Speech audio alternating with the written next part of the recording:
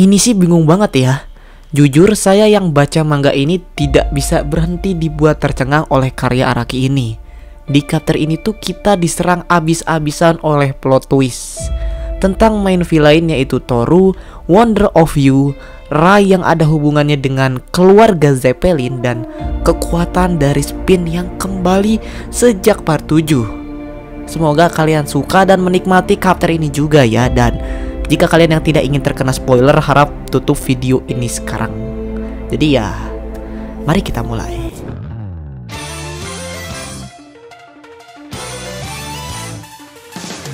Sambil menunggu kedatangan dari Mitsuba, Josuke, Yasuho, dan Rai kini mencari informasi mengenai rumah sakit ini. Mereka menemukan fakta bahwa Dr. Wu, Purtom, dan juga Urban Guerrilla ini sangat berhubungan dan mereka adalah anggota inti atau dokter dari rumah sakit ini. Sampai mereka menyadari bahwa ada satu personil lagi yang hilang. Itu adalah head dokter atau pimpinan dari semua dokter. Ia bernama Akefu Satoru. Dan sayangnya foto dari orang ini pun tidak ada. Berikut juga dengan informasinya. Tapi mereka terkejut dengan satu hal. Orang ini tuh ternyata berumur 80 tahun. Walaupun rock human, tapi umurnya itu tetaplah tua. Nah, mereka sempat berargumen tentang orang yang mengambil batang dari Rokaka yang baru ini. Yasuho sangat bersikeras bahwa pelakunya ada di kediaman Higashikata, yaitu Jobin. Sedangkan si Josuke dan Rai ini kurang setuju karena si head dokter ini lebih mencurigakan dan harus dicari terlebih dahulu. Nah, si Yasuho ini pun kecewa. Ia tak sangka si Josuke ini tidak sependapat dengannya. Melihat itu, nim buaya darat nih ya datang menyamperin Yasuho. Kesempitan dalam kesempatan, maksudnya kesempatan dalam kesempitan. Si Toru ini sedikit menggoda Yasuho yang sedang galau. Lalu ia pun pergi karena si Toru ini ngaku bahwa ia adalah pelajar yang sedang PKL di rumah sakit itu. Tentu saja ia sibuk. Stand adalah kekuatan yang mencerminkan si penggunanya. Bagaimanapun juga hati dari penggunanya lah yang mengontrolnya. Walaupun itu teman baik atau saudara kita, yang kita tahu hanyalah sedikit saja. Dan terkadang hati kita ini bisa berubah dengan sangat cepat. Dan lambat laun kita tidak bisa mengontrolnya. Seperti Surugi, ia segera membawa tubuh dari kakeknya yang berdarah-darah ke dalam suatu tas. Sebenarnya apa yang ia lakukan? Kenapa ia melakukan itu? Tidak sampai situ saja, ia ketika masuk ke sekolahannya, ia pun mengalami hal yang serupa dengan bapaknya alami, yaitu pembulian. Tapi bedanya di sini si Surugi ini tidak segan-segan untuk melawan dan nyaris membunuh pembuli ini. Apa yang kau tanam, itulah yang kau petik. Josuke, Yasuho, dan Rai mulai dengan pencariannya mengenai head dokter ini. Sedangkan si Mitsuba ini kan harus menjemput Surugi, dan nyatanya dia itu sedang terlibat kasus berdarah dari pembuli si Surugi. Mereka sempat menanyakan resepsionis mengenai kehadiran dari head dokter ini. Dan walaupun awalnya dipersulit, si resepsionis ini menunjukkan seseorang di belakang mereka. Itu adalah si head dokter. Tapi rupanya ia berusaha untuk kabur. Mereka bertiga berusaha teriak ke arah head dokter. Tapi menurut si resepsionis ini mending ditoel deh, karena si head dokter ini sedikit torek. Maklum, faktor U. Mereka pun memutuskan untuk mengejar karena tidak ada cara lain. Rupanya mereka dikejar oleh suatu stand. Tapi stand apakah itu? Josuke yang menyadari akan hal ini mencoba meninjau suatu stand tersebut. Tapi tiba-tiba stand itu hilang. Rai kini mencoba berteriak satu kali lagi dengan suara yang lantang. Namun bukannya berhenti, si head dokter ini malah lari. Berarti dia nggak conge dong. Karena orang conge boro-boro lari kalau diteriakin, pak. Diem mereka. Ketika mereka sedang lari mengejar si Yasuho ini untuk ketiga kalinya dalam sehari ini ia bertemu dengan mantannya. Kali ini si mantan atau Toru ini meminta bantuan dari Yasuho sambil kalian tahu lah ya merayu. Toru ini memang aneh dari awal. Dia datang selalu pada saat yang tidak tepat, seperti emang lagi merencanakan sesuatu hal. Josuke kesal, ia segera marah karena si Toru ini. Tapi Toru heran, kok dia yang disalahin? Lantas Toru pun menunjuk jika mereka sedang mencari si head dokter. Itu orangnya itu lagi duduk di dekat mereka. Tapi pertanyaannya kok bisa tiba-tiba ada di dekat mereka? Kan dia lari tadi. Nah, Mitsuba kini harus ikut rapat ibu-ibu untuk membuktikan bahwa Surugi ini tidak bersalah. Tapi nampaknya ia sudah muak dengan semua ini. Tidak mungkin anaknya seperti itu. Walaupun anaknya itu korban bully, tapi ia tidak mungkin melakukan hal keji ini. Dengan menggunakan standnya, ia pun membuat gelas yang diminum ibu-ibu di sebelahnya ini tumpah dan pergi dari situ juga. Tapi Mitsuba menyadari sesuatu hal. Ia sekilas melihat riwayat CCTV dan melihat di dekat badan si pembuli yang berdarah itu tuh bukan anaknya, melainkan head dokter. Ia pun kini sampai di rumahnya dan tak sengaja bertemu dengan Jobin. Si Jobin yang nyadar bahwa hidung Mitsuba ini berubah malah sange dong dan ngajak Mitsuba buat ngewe. Di tengah-tengah adegan panas ini ternyata si Mitsuba ini cerita tentang kejadian Tsurugi hari ini. Dan si Jobin ini sedikit menjelaskan panjang lebar mengenai baik dan buruk, kuat dan lemah. Yang artinya bahwa Tsurugi ini adalah anak yang kuat dan akan terus bertambah kuat. Tidak mungkin anaknya atau Tsurugi itu sendiri melakukan hal itu. Nah, karena hal itu si Jobin tuh udah gak sange, udah gak nafsu lah, dan memutuskan untuk pergi dari si Mitsuba. Mitsuba yang melihat itu pun mencoba untuk duduk di kasur. Dari sudut matanya ia melihat seseorang. Iya, itu adalah head dokter. Tapi beberapa saat kemudian si head dokter ini malah menghilang. Sadar-sadar kini tangan dari si Mitsuba ini berdarah. Ia pun mencari suaminya untuk bertanya kemanakah perginya Betadine dan juga Hansaplast. Pas ia bertemu dengan Jobin, ia melihat sesuatu yang aneh. Si Jobin ini terlihat sedang mengecek suatu batang lokaka. Walaupun kaget, Mitsuba berusaha untuk menghiraukan itu semua dan ngambil Betadine juga Hansaplast. Sedangkan 3 manusia kita ini masih mengejar head dokter di rumah sakit. Namun mereka ini selalu gagal. Semakin dikejar, semakin membingungkan. Udah kayak gebetan bangsat. Lebih bangsat lagi ketika si Josuke ini kedatangan suatu voicemail sama foto si Yasuho yang sedang melakukan adegan aduhai dengan si Toru. Udah mah lagi kesel, nambah kesel aja nih Josuke. Memang gak beres nih si head dokter. Si Rai ini tiba-tiba berdarah dan kakinya ini terkena payung. Sedangkan si Josuke dan Yasuho ini malah ketabrak mobil karena mengikuti head dokter itu sendiri. Rai pun teriak kepada Yasuho untuk segera berpisah dan tinggalkan Josuke. Karena ini tuh sudah tidak beres. Si Rai itu udah berpikir bahwa karena kita mengikuti si head dokter ini, emang kesialan tuh datang ke mereka. Setelah itu Rai memberitahu untuk temukan mereka berdua lagi nanti ketika mereka semua sudah terpisah. Sesudah itu Yasuho pun berpisah dengan mereka dan malah bertemu dengan Toru lagi. Apakah mereka akan ngewe? Sedangkan dari apartemen yang letaknya tidak jauh dari Higashikata, terlihat Ojiro Sasame yang kini kembali dan bertemu Makorin. Nah, omong-omong ya, Makorin ini adalah emak-emak yang gelasnya ditumpahin gara-gara si Mitsuba. Nah, Makorin ini merupakan pacar si Ojiro nih dan menceritakan tentang rumor dari keluarga Higashikata. Mendengar itu si Ojiro malah tertarik dan siap-siap melakukan sesuatu. Tsurugi merasakan sesuatu yang aneh. Di usia yang ke-10-nya ini badannya semakin menjadi aneh. Ia terkadang merasakan dirinya sendiri hilang kesadaran beberapa saat dan kadang stand-nya itu tidak bisa ia kontrol. Ia tidak tahu apa yang sebenarnya terjadi. Apa yang terjadi kepada anak itu bukanlah salah Tsurugi. Ia tidak melakukan apapun. Tsurugi pun segera lari menuju tempat persembunyiannya di bukit. Tapi si Tsurugi ini malah gak sengaja ketemu dengan si Ojiro. Ojiro yang melihat Tsurugi mencoba melarangnya ke bukit itu dan bertanya tentang Damo Laundry. Si Ojiro ini berusaha untuk mencari informasi si Tamaki. Tapi karena si Tsurugi ini takut ya, ia mencoba untuk melawan Ojiro dan ia pun berhasil kabur darinya. Tsurugi segera bersembunyi di sofa dan tak disangka bapaknya pun pulang. Ia terkejut dengan keadaan si Tsurugi awalnya, tapi Tsurugi bilang ia baik-baik saja. Tsurugi juga bercerita bahwa dirinya bertemu dengan Ojiro dan si Ojiro ini mengancam Jobin. Jobin yang mendengar itu kaget dan ketika ia lihat ke samping ternyata ada jejak kaki. Ia pun segera lari mengecek lokaka, tapi untungnya tumbuhan lokaka ini masih ada. Jobin pun menghela nafas. Lalu ia kembali ke anaknya. Ketika ia melihat si Tsurugi, ia melihat sebuah logo aneh. Itu adalah kekuatan dari Fan. Tsurugi yang tidak bisa mengontrol tangannya pun memperlihatkan buah itu kepada si Ojiro dan segera memecahkan kaca di sebelahnya untuk menarik Jobin ke Ojiro itu sendiri. Dan semua itu berhasil ia eksekusi dengan santai. Kini si Ojiro pun mengontrol Jobin juga Tsurugi. Ia juga mendapatkan informasi mengenai buah lokaka yang baru yang akan dipanen 3 hari lagi. Setelah itu pun ia membuat Jobin dan Tsurugi terkena dari serpihan kaca yang membuat mereka berdua pingsan. Dengan mudah ia pun masuk ke dalam ruangan itu dan mengambil tumbuhan loka yang baru. Ojiro pun senang dan ia pun segera kabur dari rumah itu menggunakan taksi. Tetapi ketika keluar ia merasakan sebuah hawa yang panas dan tubuhnya itu sudah disentuh oleh Speed King.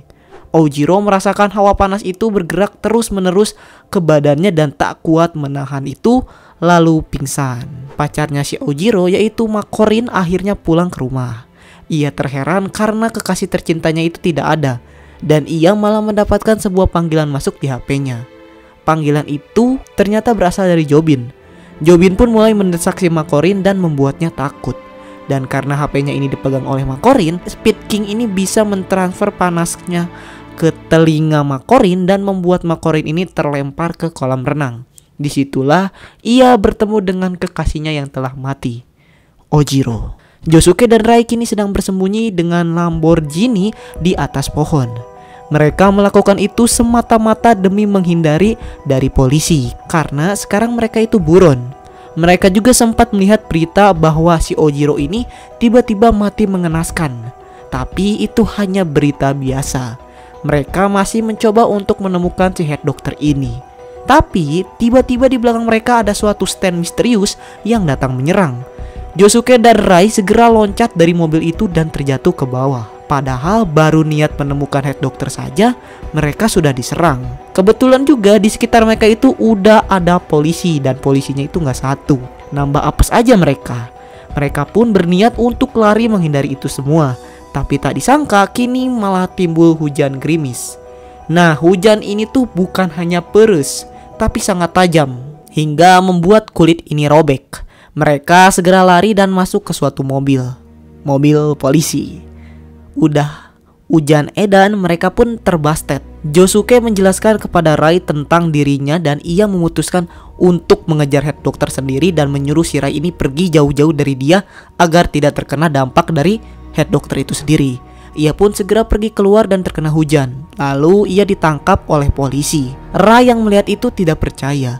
Nih orang barbar banget. Tapi ia memutuskan untuk bersama Josuke dan ditangkap. Sedangkan Yasuho kini malah diam berdua dengan Toru. Toru berusaha untuk CLBK dengan Yasuho. Tapi Yasuho kini memiliki misi penting daripada bucin, yaitu menemukan si Rai. Tapi ia ditahan oleh Toru. Toru bilang ia mengenal dekat dengan head dokter dan bisa membuat Yasuho bertemu dengannya. Bahkan ia memperlihatkan sebuah foto di mana foto itu tuh adalah foto head dokter dengan Mitsuba. Mengetahui itu si Yasuho kaget, tapi sambil kaget dia itu berniat untuk mengejar Mitsuba dan melindunginya. Karena ia berpikir karena si Wutomoki ini juga mengejar Mitsuba, begitu juga dengan head dokter. Tepat seperti dugaan Yasuho, kini ia pun kembali didatangi oleh head dokter setelah bertemu dengan Tsurugi. Dan Mitsuba ini sepertinya terkena kekuatan dari head dokter, yaitu kesialan atau hal buruk. Melihat mamahnya yang aneh, Tsurugi pun datang menghampirinya. Tapi Tsurugi ini tidak bisa menahannya lagi. Tubuhnya pun segera berubah menjadi bentuk standnya karena Peppermoon King ini sudah tidak mau dikontrol lagi. Josuke yang sudah di rumah sakit kini mulai mendapatkan kesadarannya. Ia segera menyerang polisi yang di depannya. Bukannya aman, si Josuke malah ditimpa oleh badan si polisi yang terluka dan membuat semua lukanya terbuka kembali. Dengan tertatih, ia terus mencoba untuk bangkit. Di situ ia kembali bertemu dengan ibunya sendiri, yaitu Holly Joestar-Kira. Holly Joestar-Kira di sini tidak mempunyai banyak waktu. Ia menuliskan apa yang tahu ke badannya dan di sini ia hanya memiliki 120 detik atau bisa dibilang 2 menit untuk menolong Josuke kemudian koma kembali. Sedangkan di sisi lain, kini kita melihat head dokter ini sangat jelas. Ia sedang mempromosikan suatu obat. Obat itu bernama Lokaka 6251. Obat yang bisa menukar suatu penyakit dengan kesehatan. Holly Joestar-Kira memberitahu beberapa kejadian sebelum semua ini terjadi, tentang operasi yang ia lakukan, eksperimen hingga ia yang tak sengaja menjadi salah satu staf dokter bersama Rockhuman yang lain. Dan karena eksperimen itulah lambat laun dirinya ini hancur menjadi batu. Sebenarnya ia tidak ingin anaknya tahu soal ini, tetapi takdir berkata lain. Ketika ikan terbang itu ada dan menghampiri Yoshikage Kira, Ia pun mengetahui kebenaran tentang Lokaka dan mencari tahu lebih dalam. Holy Joestar Kira segera memberikan ekstrak buah Lokaka dan menyuruh Josuke untuk meminumnya. Ia berpesan untuk tidak mengejar Head Doctor kembali karena hanya hal buruk yang mendatanginya jika Josuke tetap mengikutinya. Tapi Josuke tidak bisa. Ia sudah berniat untuk membunuh Head Doctor. Pada saat itu juga ia terkena kesialan karena mulutnya berubah menjadi batu. Tetapi dengan tenaga terakhir, Holy Joestar Kira membuka luka di mulut Josuke dan mampu membuat Josuke sembuh. Josuke berhasil melakukan exchange equivalent. Ia menukar kulitnya untuk kembali menjadi sehat. Ia segera menidurkan ibu tercintanya di tempat aman dan kembali ke tujuannya, membunuh Head Doctor. Sedangkan Yasuho yang sudah sampai di kediaman Higashikata menemukan Tsurugi yang sudah tidak berdaya. Dengan kekuatan Paisley Park, ia mencoba mengobrol dengan Tsurugi, tapi tak berselang lama ia diserang oleh Jobin. Dan setelah itu Jobin membuang HP Yasuho ini ke dalam kloset. Yasuho dalam bahaya karena Paisley Park ini masuk ke kloset. Ia mulai tenggelam. Ia mencoba memanggil bantuan tetapi hasilnya nihil. Ia segera lari dan mencoba memegang kamera CCTV berharap ada yang lihat. Dan untungnya di situ ada Mitsuba. Melihat itu ia segera lari ke arah kamar Tsurugi dan menemukan Yasuho. Ketika hendak menolongnya ia dicegat Jobin. Jobin tidak mengizinkan itu, tetapi si Mitsuba tetap bersikeras menolong Yasuho. Saat itu juga tepat di jendela kamar mereka muncullah Head Doctor. Ia segera menutup kloset itu dan Yasuho kini mengalami hal buruk akibat berada di dekat Head Doctor. Walaupun kaget, si Mitsuba ini mencoba menggunakan stand-nya untuk menyelamatkan Yasuho. Namun, kesialan atau hal buruk kini menipanya. Si panah yang tadinya ia gunakan untuk menolong Yasuho malah meleset dan malah menembak ke arah tembok yang isinya adalah Lokaka. Suasana di kamar Tsurugi makin mencekam. Mendengar suara yang sangat berisik, Norisuke dan keluarganya ini datang ke kamar Tsurugi. Norisuke yang melihat Yasuho sekarat segera mengambil HP serta Paisley Park. Ia sangat marah dengan Jobin. Norisuke segera mengeluarkan King Nothing untuk melihat apa sih yang terjadi dengan batang Lokaka itu, dan King Nothing memperlihatkan sosok dari Ojiro. Norisuke, Mitsuba beserta keluarganya makin kaget. Melihat itu mau gak mau si Jobin ini segera menggunakan Speed King-nya untuk meruntuhkan ayahnya. Ia juga segera menyudutkan istri dan juga adik-adiknya, membungkam mereka semua untuk diam melihat situasi ini. Sedangkan di sisi lain, si Rai kini sedang berada di dalam penjara. Ia ditemani oleh seorang tawanan lain yang mulutnya ini gak bisa diem. Si Rai bukannya gak bisa kabur, tapi ia menghindari hal buruk yang disebabkan oleh Head Doctor. Lebih baik ia diam sejenak untuk menghindarinya. Namun nampaknya teman kita yang satu ini juga terkena efek dari kekuatan Head Doctor. Dan ternyata ia juga adalah pembunuh dari teman si Tsurugi. Akibat tekanan hebat dari Rai, tawanan kita ini udah gak kuat dan menerima karmanya sendiri. Ia membunuh anak atau bisa dibilang sahabat atau temannya si Tsurugi. Dia sekarang mendapatkan balasannya, yaitu bundir. Yasuho yang berhasil mendapatkan stand-nya kini masih mengalami luka yang cukup dalam. Ia mencoba menghubungi seseorang, tapi sialnya yang ia hubungi adalah Toru. Mendengar pertolongan itu, Toru segera datang ke kediaman Higashikata sembari membawa ambulans. Dan di saat yang bersamaan juga, kini Jobin dan Mitsuba kedatangan tamu yang tak diundang. Head Doctor datang ketika mereka hendak menyembunyikan Lokaka yang baru ini. Dan malapetaka pun tiba. Hal buruk itu terjadi terus menerus. Jobin panik, begitu juga Mitsuba. Tapi tiba-tiba Head Doctor ini menghilang. Memanfaatkan kesempatan itu, Jobin mencoba mengecek CCTV. Dan ia melihat seseorang yang ia tak kenal sama sekali berada di dekat pohon. Tak berserang lama, ada yang aneh dengan tubuh Jobin. Dari perutnya ini keluar darah segar. Ia mendapatkan hal buruk dari Head Doctor. Ketika ia cek bagian perutnya, benar saja ada satu benda tumpul yang menusuk perutnya. Itu adalah kepala dari badan pilok yang ia tonjok tadi. Melihat itu, Jobin pun kaget dan terpelanting ke dinding. Seseorang itu akhirnya menunjukkan dirinya, Toru. Sesaat setelah kejadian itu, ia malah mengeluarkan HP-nya sembari menyetel lagu dari Elvis Presley, yaitu The Wonder of You. Ada apa ini?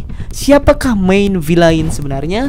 Sedangkan di satu sisi ada seorang reporter yang sangat tertarik dengan apa yang dikerjakan oleh head dokter dan ia ingin mewawancarainya. Ia juga membawa suatu bukti yang menguak tentang hal buruk yang dilakukan oleh the dokter ini. Dan sumber ini menunjukkan video tentang Holly Joestar Kyra dan juga buah lokaka. Seakan mengerti dengan semua ini, si head dokter pun menghela nafas dan pergi. Si reporter ini kesal karena di tengah-tengah wawancaranya ia tuh tidak dianggap.